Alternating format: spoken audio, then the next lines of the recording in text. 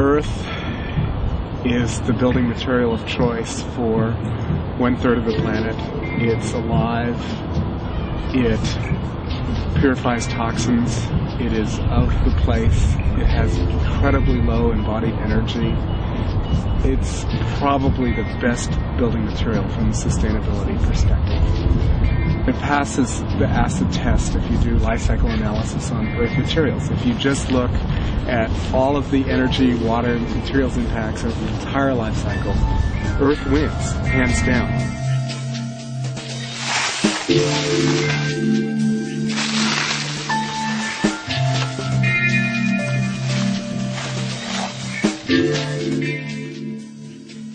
The biggest advantage of earth building is that earth is such a ubiquitous material. Most places that people are building, there's earth. And that's huge. That's a huge, huge factor. I think it's hard for people who are raised in an industrial society where energy is very, very cheap to understand the significance of that fact, because we're used to thinking nothing of moving huge amounts of material, including very heavy material, very long distances. But traditionally, throughout the history of humanity, that has not been an option.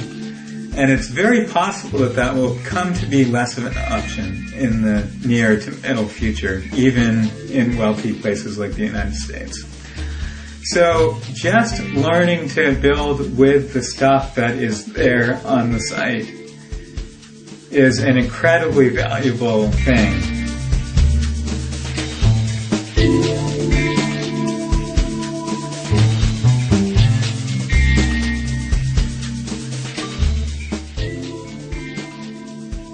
One of the other big advantages that Earth has as a building material is its weight. Because Earth is a massive, heavy material, it has the ability to store heat, or conversely to store coolness over a long period of time. A heavy earthen wall takes a long time to heat up and a long time to cool down. And it turns out that that's critical for efficient passive solar construction. If you want to build a house that is going to be heated mainly with the sun, you need a way to store the heat that's coming in from the sun during the daytime and keep it in the building to release during the nighttime, which is when you really need it. In the daytime, the sun's out, temperatures are high, everything's good. But at night, temperatures are going to drop. You're a lot more likely to be inside your house at night, and that's really when you need that heat. So the thermal mass of Earth, either in your walls or in your floor, can hold and store that heat until you need it.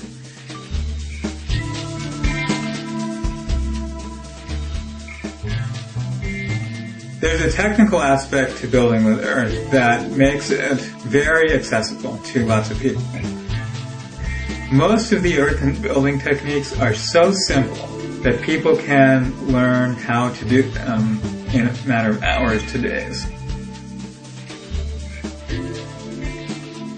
We have lots of experience from Cobb Cottage Company in workshop teaching of people who took, say, a week-long workshop with very little to no previous building experience and went from that directly into building their own homes. Usually people require some help with the more technical aspects, but the actual earth building technique is so simple that most people can pick it up very quickly. It's very, very easy for people without much training and without much technical background to achieve really spectacular results. In fact, it's practically inevitable. I've almost never seen anybody build anything out of Cobb that wasn't beautiful. So that's pretty remarkable in and of itself. Still haven't seen it really turn into a mainstream technique that's being used for mass housing developments. And maybe it never will. But in the meantime, I think the biggest impact that COB is having is allowing people who want to be building for themselves and who don't have a lot of resources or a lot of training to learn a technique quite quickly that enables them to build a really beautiful and really special home for themselves.